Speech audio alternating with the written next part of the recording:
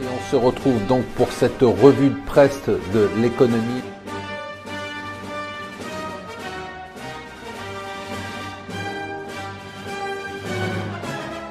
Bonjour et bienvenue sur Mon Financier pour la revue de presse de l'écho. Nous sommes le lundi 31 octobre. Ça y est, on est sauvés. On a eu tous très peur, mais l'accord avec le Canada est enfin signé. Je sais que vous avez paniqué chez vous en vous disant est-ce que ça va se faire ou non, est-ce que notre vie va basculer? Bien ça y est, vous pouvez dormir tranquille. Les Wallons ont accepté, le jeune Trudeau est venu signer, Tusk a signé aussi, ça y est, c'est fait.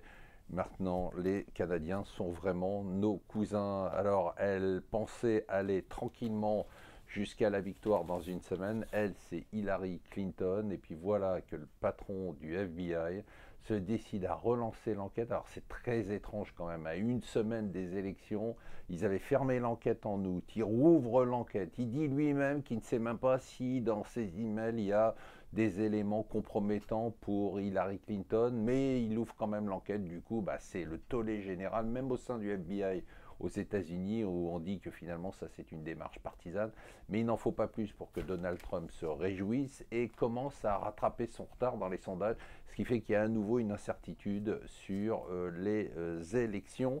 Autre incertitude importante pour les marchés, c'est le gouverneur de la Banque centrale anglaise.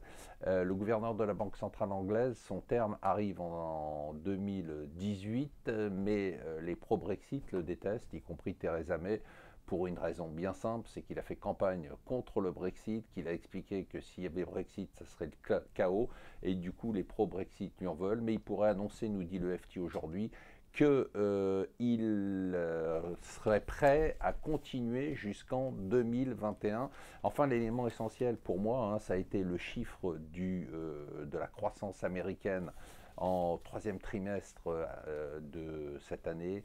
2,9%, franchement c'est des beaux chiffres, c'est des chiffres qu'on n'avait pas vus depuis des années. Moi qui parle tout le temps de croissance molle aux États-Unis, pour une fois un chapeau. Alors c'est vrai que les États-Unis en ce moment, on peut dire que ça va bien pour eux entre la croissance de 2,9%, même si on dit qu'elle est plus tirée par les exportations que la consommation, le chômage, même si on dit qu'il y a des petits jobs et qu'il y a des laissés pour compte, et l'hégémonie des entreprises américaines. C'est quand même fou l'hégémonie des entreprises américaines dans la technologie, on le dit, on le répète tous les jours, mais dans la finance où les banques écrasent les banques européennes. Franchement, pour les États-Unis en ce moment, ça va bien, ça va même très très bien.